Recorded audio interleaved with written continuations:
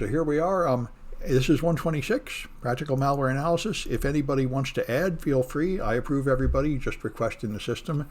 If you're not a City College student, you're welcome. You can just participate. You won't get an official credit from college. Although one student said they wanted some kind of proof. I made some digital badges you could put on your website. So if people are interested, let me know about that. I could do that again. But nobody seemed to want them. Anyway, there's now a Canvas server from the non-CCSF students to turn in homework and post discussions and stuff, as well as the CCF students. So last time we went through the first chapter, and all the videos appear right here. If anybody wants to review anything that's gone by before. Yeah, the New World Order, yeah. Anyway, so now we're up to chapter 2 and 3. And so I've got the slides for that here, and then I'll demonstrate the projects. So here are the glorious slides, and see if I can move this over. Yeah, there we go. It'll be a little bit better.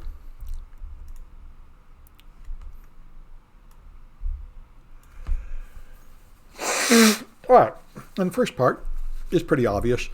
We talked about this before. Oh yeah, sure. Yeah, I'm glad. Sure, you're welcome, Nav. Yeah, everybody's welcome. Anyway, so in dynamic analysis is great fun. You deliberately infect your machine with malware and let it do whatever it does, and then you just watch what it does to learn what the malware does. This is a fast, easy, simple technique, and it's not terribly reliable, of course. A considerable amount of malware, especially Android malware, will notice if you're running in a virtual machine and not behave normally.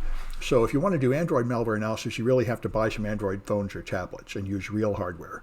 But many Windows malware is not that smart. So anyway, you need to have a safe environment here. So if you had a real machine, you would air gap it, have no network connection.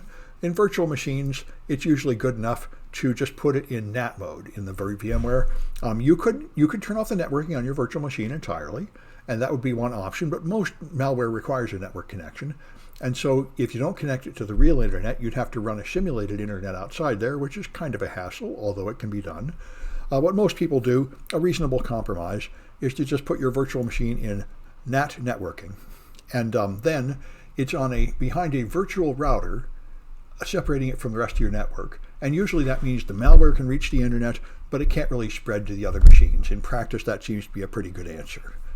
There are some cases, though, of malware that would escape the virtual environment and infect the host. So there is some risk involved. So VMware Workstation Player or Fusion is now free. I don't think you can take snapshots, although I think maybe they're now including some snapshot feature. The coolest thing is take a snapshot of a clean machine before you infect it, then roll back to the snapshot. The alternative is just keep a copy of the clean machine. After you infect it, throw it away and start from a clean machine next time, although the malware we're using in this class is so harmless that you can just keep adding more and more malware to it without it doing much harm. But with real malware, you really have to go back to a clean state after analyzing the malware. And there's all these other virtualization clients, and they would all be fine too. Now let me just post this link again. I see more people joining the Zoom. If the Zoom is really only intended for student questions, and what you really should do is watch on Twitch. Although you can use the Zoom if you like, the videos are only on Twitch, and the visual is only on Twitch, and I'm putting it in the chat so you can find it easily. Anyway, so you can use these other virtualization clients and they would be fine. They all work about the same. So you can configure your networking. You could make your virtual machine host-only networking, so it cannot get to the internet. Yeah, you can now take snapshots. Yeah, that's what I thought. Somebody told me they've added that to VMware anyway, VMware Workstation. I don't know if it's in Fusion. But anyway, so you could make host-only networking, and then you could put files on it by downloading them on the host and moving them over, but then your malware wouldn't be able to phone home. So what most people like is NAT mode. That's what I like using. Bridge networking is not so good. That puts it directly on the same network as the host and the other machines in the room. I remember one time I was in bridge networking when I was doing IPv6 attacks, and I was accidentally sending broadcast packets to everybody in a coffee house. I don't think any of them noticed, but a few of them are connected to my IPv6 network briefly, which is kind of unprofessional. I tried to kill Windows machines at DEF CON with that, but I couldn't get on the network. DEF CON is the only place you can get away with that stuff. Anyway, So in principle, if you do this in NAT mode, your malware can reach the internet, and therefore the bad guys can use it to commit some degree of crime briefly. So it's a little bit nasty, but in practice it seems to be fine for most analysis. And so, like I say, you can do a snapshot, take a snapshot, run the malware, see what it does, and when you're done analyzing it, just revert back to the snapshot. That's the most professional way to go. So here's the risks. The malware may not run the same in a virtual machine as it does in a host, so then you won't really get the data you're looking for. The malware may crash your virtual machine, or it may in principle spread or affect the host, but none of the samples we're using in this class have any of those exotic properties. Any advice if I decide to use the cloud? Sure, it'd be fine to use the cloud. I use it all the time. Yeah. Like I say, now for real malware analysis, that's not a bad idea either. Yeah, using the cloud would be just the same as a virtual machine for all practical purposes. It's a nice way to keep it away from your stuff. And then even if it crawled out and infected the host, it wouldn't really be your problem. DigitalOcean. Yeah, DigitalOcean is the cheapest one to make temporary cloud. I think that's fine. And in fact, I run all my vulnerable servers that are intended to be hacked on DigitalOcean. They really don't seem to care. I did limit them. Deep freeze or ghost. Well, we use deep freeze at the college. Deep freeze is an expensive product to make it so that every time you restart the machine, it resets back to its original state. And that would be fine. If you have that, that would be a fine way to go. Or you could use ghost to restore the image. Those would all be fine. Those are just usually more expensive and more difficult than you need. But in the college, there is one lab all set up with deep freeze on the machines, and that would be a handy way to do it, I suppose. Do cloud providers have terms of use? Yes, they probably do. This is a very good point. Probably you're violating the terms of service by doing this. So if you do it, I would choose a cloud provider you don't love, so if they kick you off, it's all right.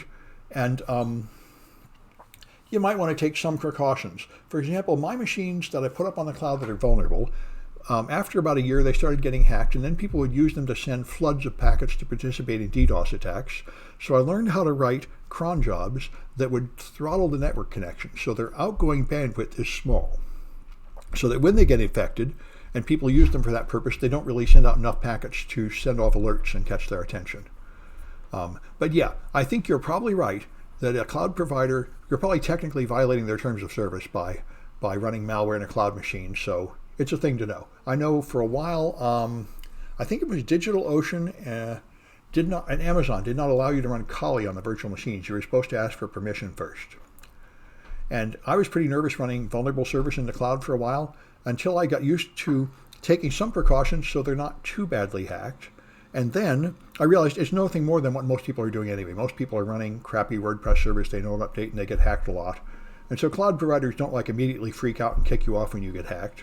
They just send you like an automated alert saying, oh, another one of our customer got hacked. You ought to do something about it. And why don't you pay for our security service? They don't freak out unless you manage to get hacked and make such a mess that you bring down the whole network. Then they will kick you off or do something. But really, I can hide behind all the sloppy web administrators that are putting up crappy machines, getting hacked anyway. As long as I'm no worse than them, I don't stand out.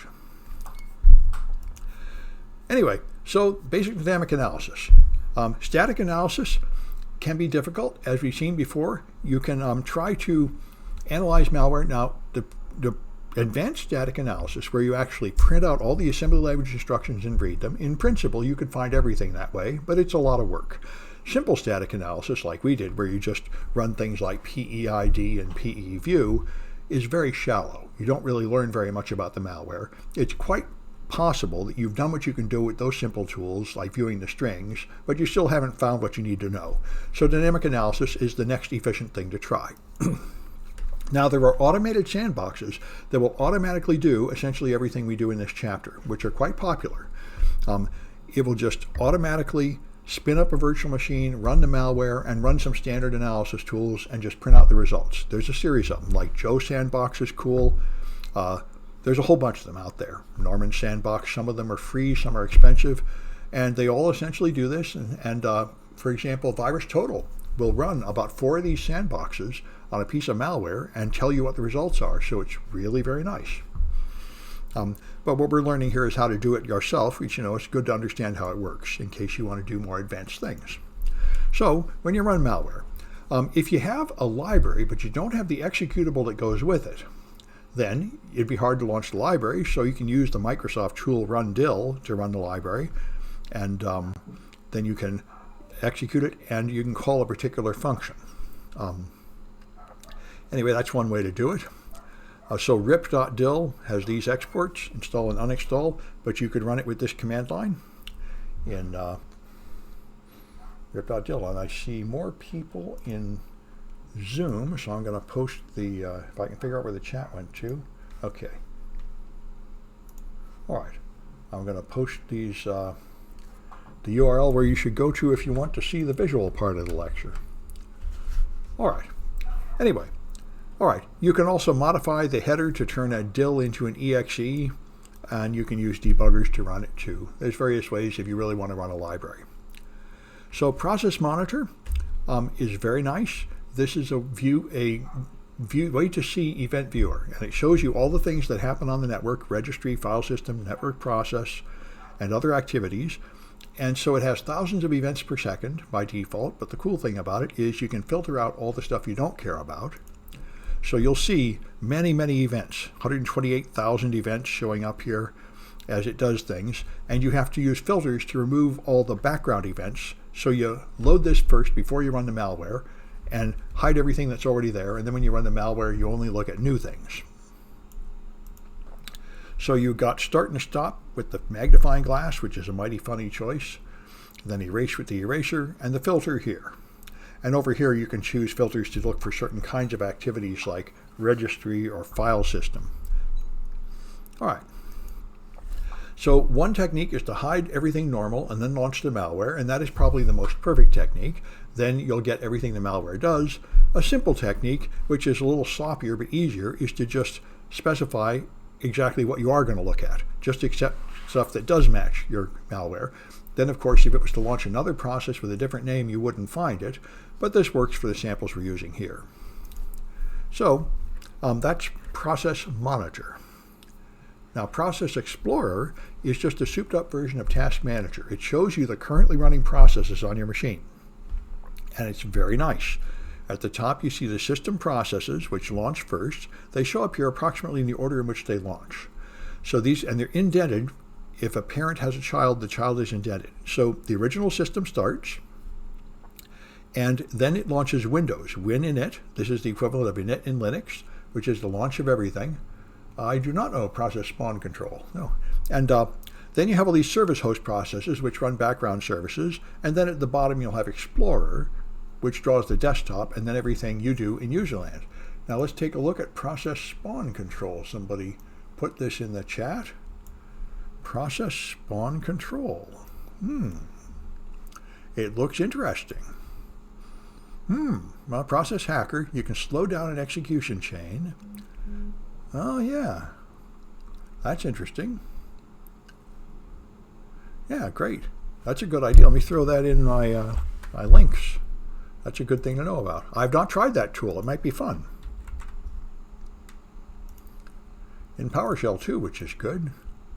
Thank you for the tip. I'll throw it on Twitter. What's going on there? Guess I'll get rid of all that and make it fit. There we go. All right. Yeah, that's a good one to know about. There's always new tools. Thanks. Anyway, somewhere on the slides. There they are. All right. So anyway, services are pink and other processes are blue. All right. And you can, in Process Explorer, you can see a lower pane, which will show you dills or handles. Normally, you want to see dills. Handles are, if you want to open a file, you open a handle to the file, and then you can read or write from the file. Handles are temporary objects in the memory, and you usually don't care about them that much. But dills you might care about quite a lot. And let me just repeat this again. Copy here. If people want to see the visual part of the lecture, it's not in Zoom. It's here on Twitch. The IP address or the URL I put in the chat in Zoom. Anyway, In the properties, you can see the security settings. You can see this machine has data execution prevention turned on, and it has address space layout randomization enabled. Those are two really important defense measures that came out with Windows Vista. They make it much harder to exploit buffer overflows, and they're on for most processes, but it's interesting to mark a process because if you run old software, it won't have those defenses turned on, and it's more vulnerable. And you can check the disk Windows file system, the file signature of the disk image, but it won't check the RAM image, so it's not all that good because you can replace the RAM image with different instructions. That's called process replacement.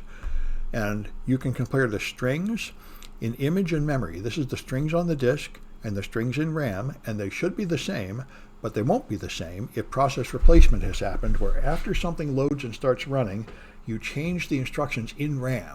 It's one of the many tricks malware uses to get its instructions executed.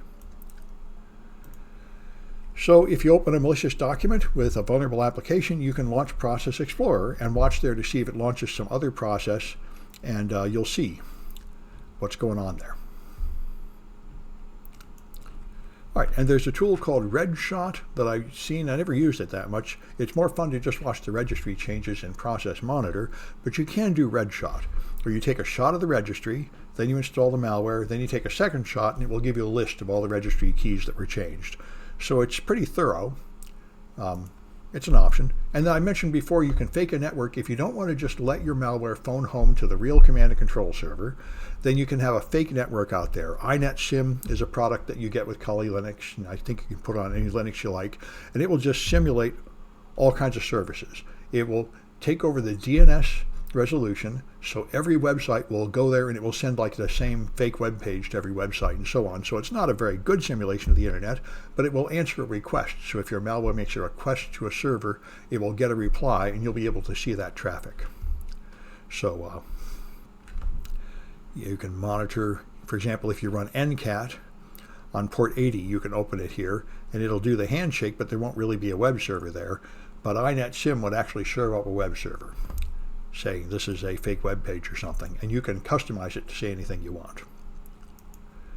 So you can sniff the network traffic with Wireshark and watch it load, and you can follow the TCP stream in Wireshark to see requests and replies in red and blue with all the addresses removed and all the packets chained together. So you just see the layer 7 data, like the request and the reply, and this request has accept encoding gzip.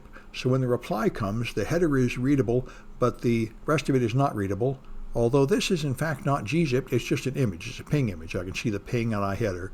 But often replies are binary and you can't really read them.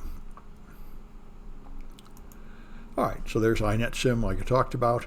You can run INetSim in a Linux machine, and you have to set your DNS server on your Windows machine to point to INetSim. So it will resolve every address as equal to that machine. And then this will be the whole internet from the viewpoint of the Windows machine. And that's the page you'll see. Whatever you go to, it will always just say, I found it and here it is.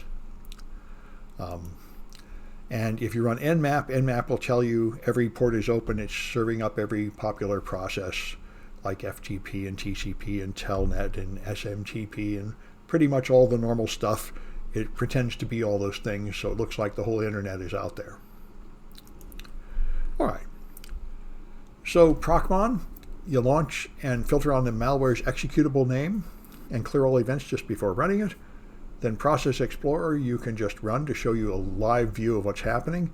RedShot if you want to use it, the virtual network if you want to use it, and then Wireshark to monitor network traffic. These are the tools you generally use to monitor malware for dynamic analysis.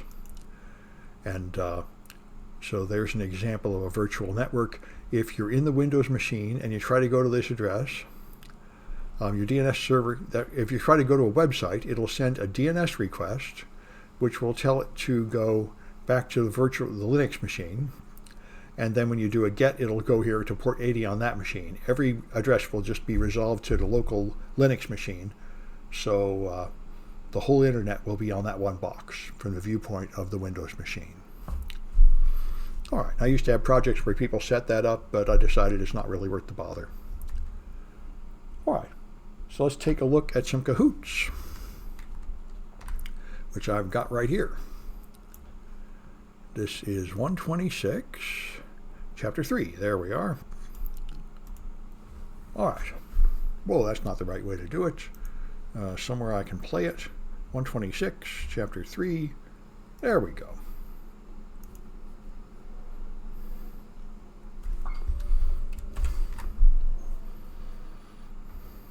Good, it's randomized.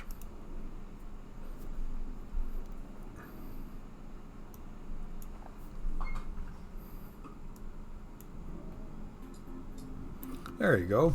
So go to kahoot.it and join that.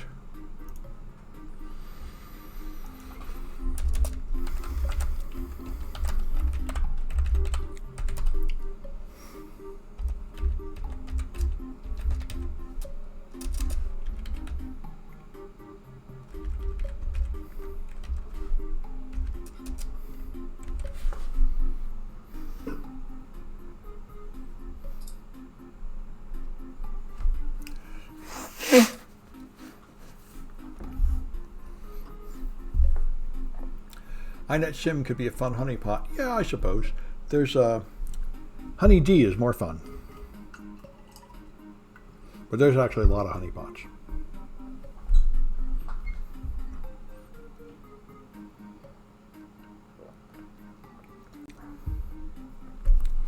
All right.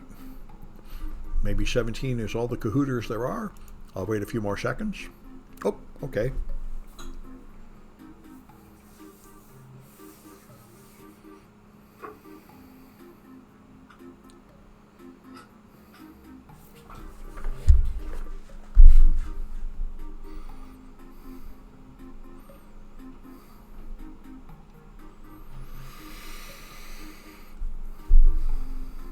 All right, I think that's it.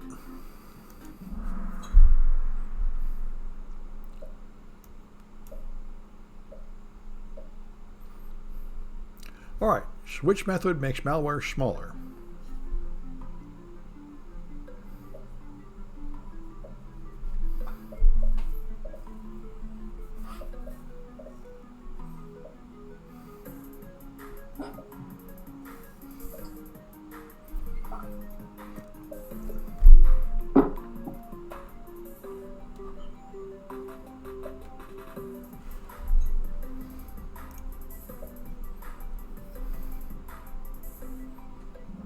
All right, that's packing. Good, we talked about that last time.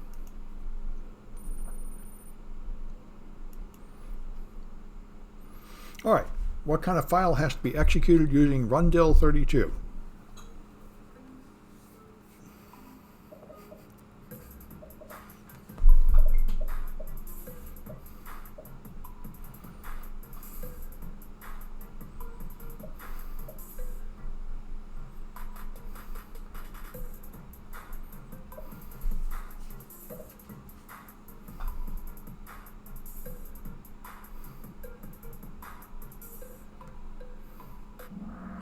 That's a dill. That's a pretty easy one, like who's buried in Grant's tomb. Anyway.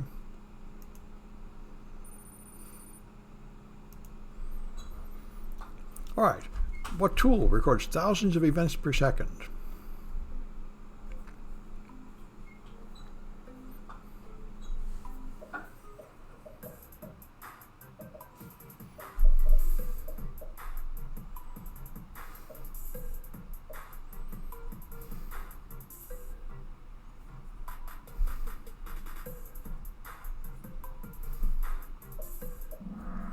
All right, that's Process Monitor. Good.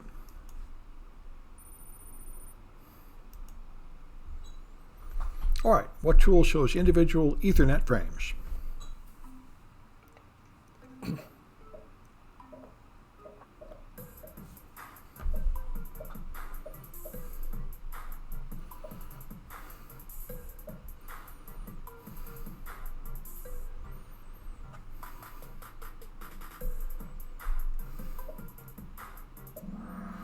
All right, Wireshark is good.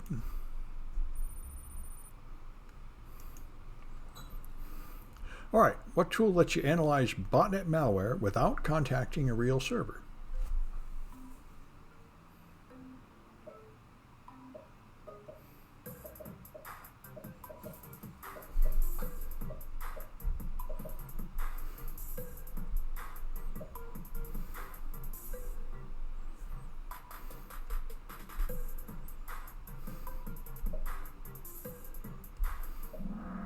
All right, that's CNIT Sim. Good.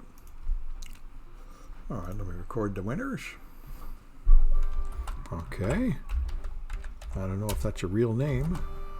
Those look like real initials. And that's part of real name. I think I know who that is. All right. So, all right, let me stop this for